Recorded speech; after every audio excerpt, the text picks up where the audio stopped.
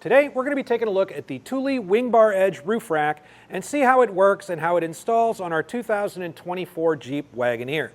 Now, a roof rack is a great way to transport extra cargo that you either can't fit or don't want riding with you to your destination.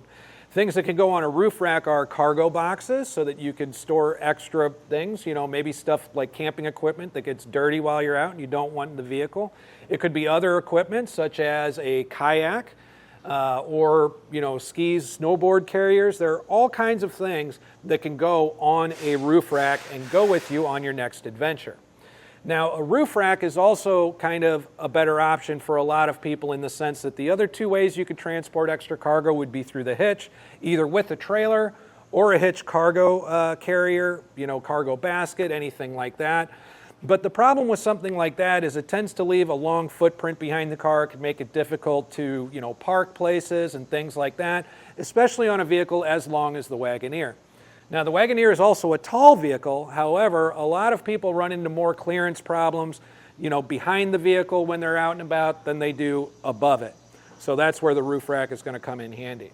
This is going to be a flush roof rack, meaning the crossbars aren't going to hang out past our towers. It does offer, for a lot of people, a more clean look.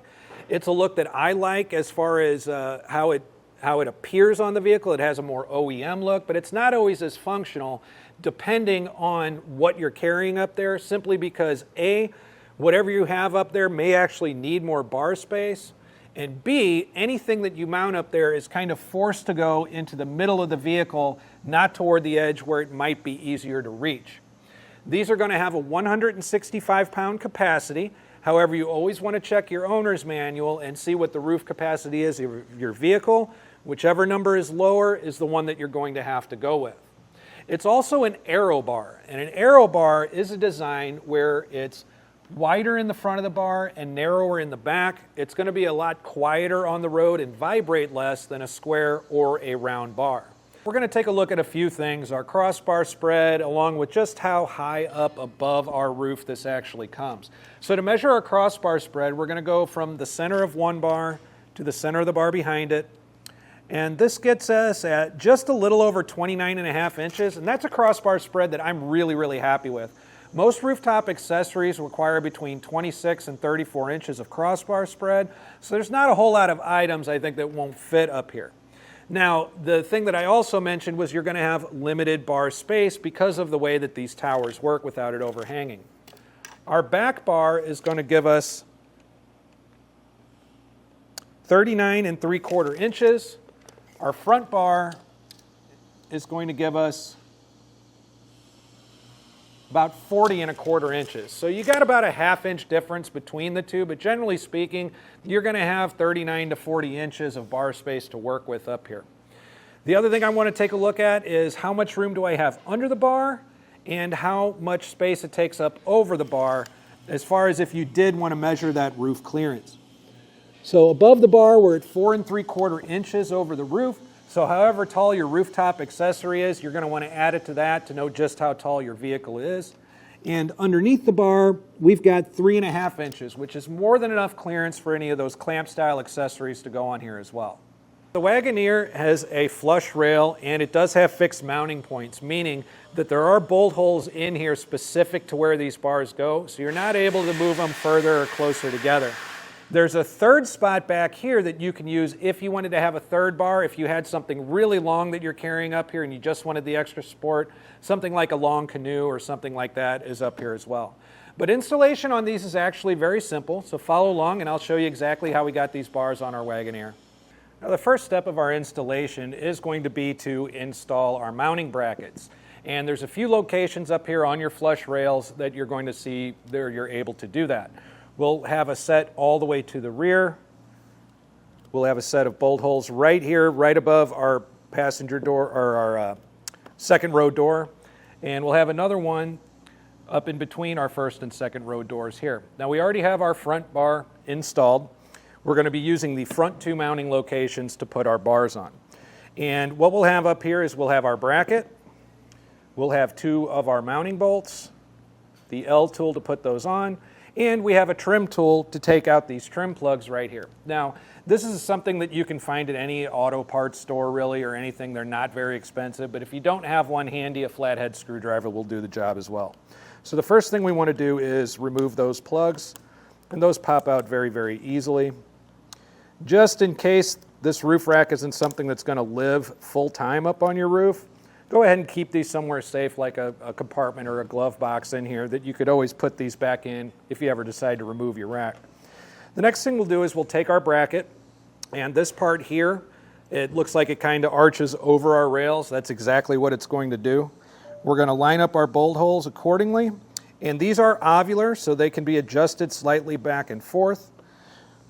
When I put these on, I'm going to be putting them on kind of more toward the back. And the reason I'm doing that is because I want to give us as much of a crossbar spread as possible. And by that, I'm referring to the distance between my bars. That can help determine just what kind of accessories I could put up here. So on my front bar, I slid them as far forward as I could. On my back bar, I'm going to slide them as far back as I could. And once we get this down in place, I'm going to just hand tighten these as much as I possibly can using our provided L tool.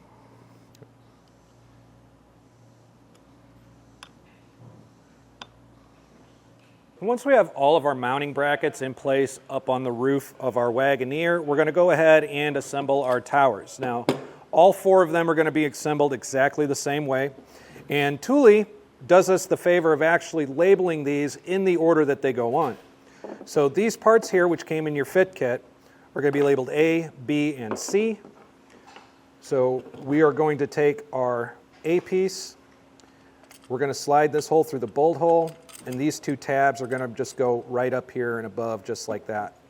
Once that's on, we're going to turn it over. We're going to take our B piece, which is our rubber foot pad, make sure that the back of the bracket is overlapping, just like that, and we're just going to push this down into place. Make sure we get all of our edges pushed down as well.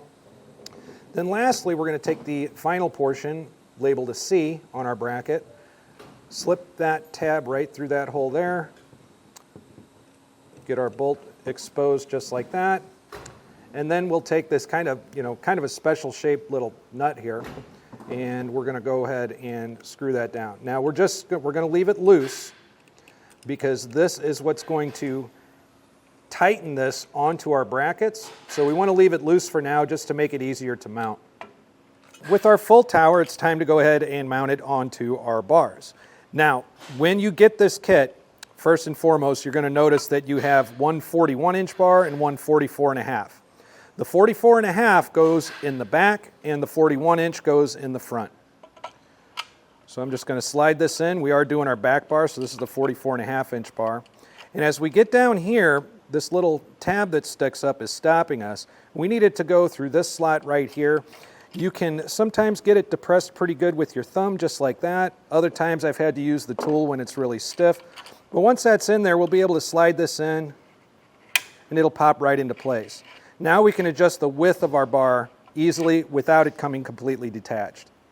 The final step of assembling our crossbars is going to be adding the weather stripping. So we're just going to go ahead and tear this right down the middle here. And these 2 pieces are what we'll be using. The flat piece that has no arrows on it is going to go on the back end. You can also spot that because the grooves back here, there are 2 of them that'll go through these slots, where the groove on the back of here is just a single one, so it'll go in the front. So we're going to go ahead and lay this in the back of our crossbar here, and we're just going to press it into place down in our track. With that in place, we're going to go ahead and put in the forward one. Now this one's going to have these kind of triangle or arrows. We want to make sure those are facing forward. Facing forward would be the wider part of the bar, not the more narrow part. And this will just drop right into the channel, same as the back portion did. You just kind of work your way down, pressing it into place. And that just makes everything assembled on our second crossbar. So what we're going to do now is get up here on the roof. We're just going to kind of drop the one end there over the bracket as best we can. And remember, we do want the arrow on the weather strip. The wider part of the bar is going to be facing forward. And also, because we didn't tighten everything up, we're able to kind of maneuver this back and forth a little bit until we get the perfect length and get them both dropping on. When you're setting these into place, you do want to make sure that the bottom of this is kind of wrapped around the lip of our bracket and giving it a good grab. Just like that on both sides. And our rubber foot pad should be seated pretty neatly around the rail. And once you have them both like that on each side, we can go ahead and tighten this up. I'm just going to hand tighten it snug for now. Once I get it snug on this side, the driver's side, I'm going to go over to the passenger side and hand tighten it down to be snug as well. The reason for that is because I don't want to completely over tighten one side and have it kind of pop the other side out of place. That just creates a lot of back and forth work. It's much easier to kind of incrementally tighten these down one side at a time. And once we've gotten this hand tightened down as much as we can on both sides, we're going to go ahead and take our provided Thule tool right here, and we're going to get it tightened down the rest of the way. Now this is a torquing tool, so when you reach the point where it's tight enough, you're going to hear it give you a nice loud pop, just like that. Once we have that done on both sides, we know that we have our bar secured onto our rails.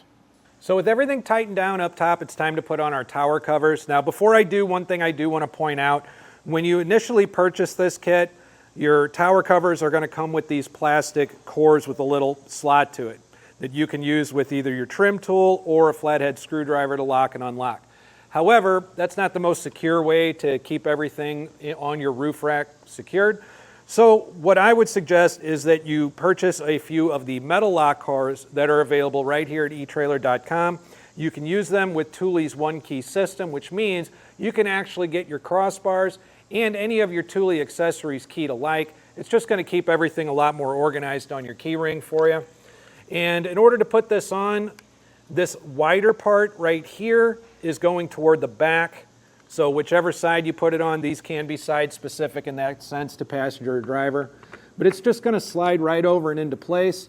And then, like I said, I'll secure it down using my trim tool. And now it's locked on and our installation is complete. If you decide that the Thule WingBar Edge is the crossbar set for you and your 2024 Jeep Wagoneer, if you get it, install it, and use it a few times, please share with us what you think about it in the comments below. We would love to share your experience with our other neighbors so they can make the best decision for themselves. Once again, this is Kurt with eTrailer. Thanks for stopping by.